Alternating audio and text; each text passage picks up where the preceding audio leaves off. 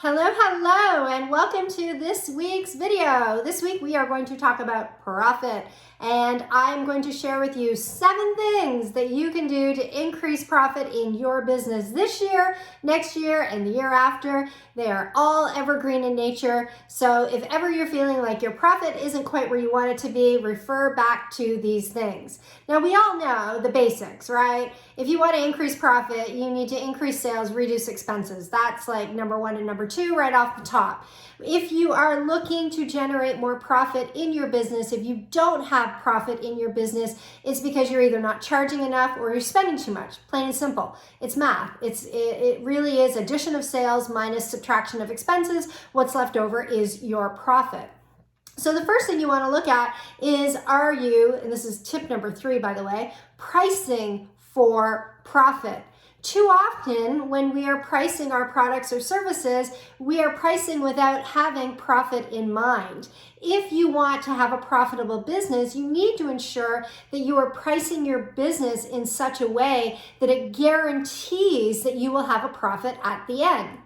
In my business, as an example, I look at how much it costs me to have someone do the work. I look at how much it costs me to have someone manage the work and the day-to-day operations of the business, and then I look at how much profit do I want left over. You need to know those things in order to be able to price accordingly. Now, I am a service-based business, so I'm not dealing with cost of goods, but if there is an actual hard cost to the good that you're selling, you need to factor that into the equation too, to ensure that you get the profit that you want at the end. The next thing that you want to do is you want to make sure that you don't misunderstand the difference between cash flow and profit. Cash flow is a snapshot in time of how much money you have in the bank. It's not profit. Often what happens is business owners look at how much money they have in the bank and they think that all that money is profit. And then they end up in trouble. They end up in trouble because they spend their cash flow, and the cash flow is actually more than what their profit was. And so unintentionally, they have degraded their profit. So the only way that you can really know whether you're doing this or not is by number 5, make sure you are reviewing, and I have notes written down here because it's very important that I don't remember that I don't forget what I want to tell you. Number 5 is make sure you are reviewing a monthly P&L. Either have a bookkeeper or an accountant or someone on your team, or you yourself look at your financials on a monthly basis. So let's go back to number 4, where I said be careful you're not spending your cash flow or thinking your cash flow is profit. Almost every business charges tax. So in Nova Scotia, as an example, we have to pay a 15% sales tax on products and services. So if I charge $100 for something, my customer is going to pay me $115. That means there's $15 in the bank that doesn't belong to me. And so this is a huge mistake that business owners make.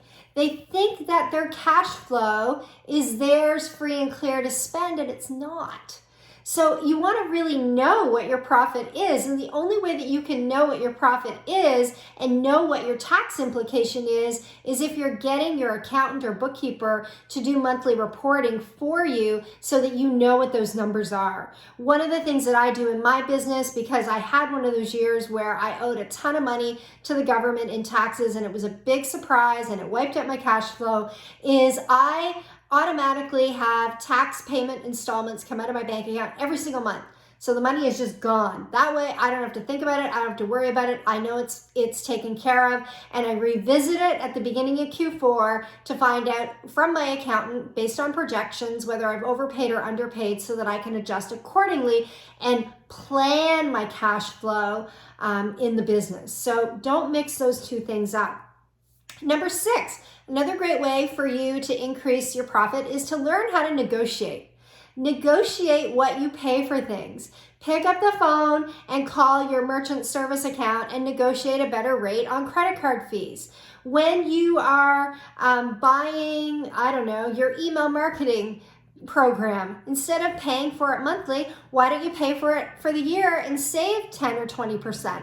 There are different places where you can negotiate better rates in the things that you pay for so that you can reduce your expenses and increase your profit margins. But a lot of us are afraid to ask for discounts. We are afraid to ask for a break on pricing, or we're afraid to negotiate a better deal on the money that we're spending. Don't be afraid. There is no downside. The worst that somebody can say to you is no. And then the last thing that I want to talk about, number 7, is move profit to the top. So I always say profit is the bottom line result, but you should actually move it to the top line. And so Mike Michalowicz talks about this in Profit First. If you really want to keep profit and you want to make profit, you need to prioritize profit as much as you prioritize selling, which means that you should be looking at what is your net profit on a monthly basis. And if your bookkeeper says, hey, you have $3,000, $30,000, $300,000 in profit, you need to decide what you want to do with that money so that you don't just spend it without realizing it.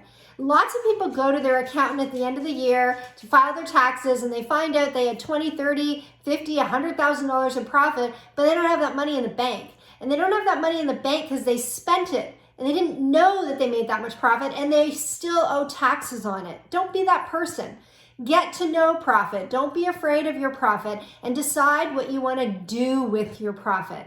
I make very specific decisions around profit. What percentage of profit am I going to pay myself as the owner of the business as a bonus for having a good year? How much of my profit am I going to leave in the bank for cash flow? How much cash flow should I always have in the bank at any given time so the business is never at risk? These are all important financial things that you need to consider in your business. But at the end of the day, you can't consider what to do with your profit if you're not generating a profit. So priority number 1 is really learning how to price, which was tip number 3, for profit, and understanding that everything that you do should be about generating a profit in your business, and then you want to protect that profit so you don't get to the end of the year and find that it's gone missing. That's what I really want most for all business owners out there. While I'm known for marketing, and I love marketing because marketing is about sales, and you can't have profit unless you have sales. So I love sales, I love marketing, I love all that stuff, but what I love the most is knowing that I have helped a business owner generate profit. Someone that I worked with years ago contacted me this year and they said, oh my God, Lisa, we had so much profit, we didn't know what to do with it. We had to spend it. We had to spend all of these things and prepay all of these things because we didn't want to have to pay that much in taxes. That to me is like music. That is the best thing in the world to hear from somebody, and that's what I want for you too. Have a good day and thank you for watching.